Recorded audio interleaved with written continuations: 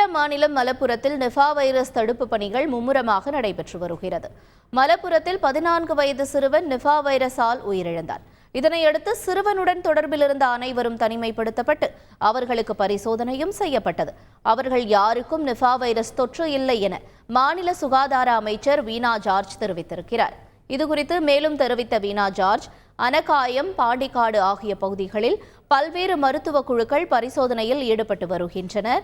உயிரிழந்த சிறுவனுடன் தொடர்பு பட்டியலில் இருக்கும் பள்ளி மாணவர்களுக்கு ஆன்லைன் வகுப்பிற்கு ஏற்பாடு செய்யப்பட உள்ளது.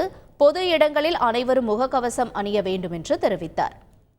மேலும் நிஃபா வைரஸ் குறித்து சமூக வலைதளங்களில் தவறான புரிதல்களை பரப்பிய 2 பேர் கைது செய்யப்பட்டுள்ளனர் என்றும் தெரிவித்தார். இந்நிலையில் தேசிய வைராலஜி நிறுவனத்தின் ஒரு குழு மலப்புரம் மாவட்டத்திற்கும் வந்துள்ளது.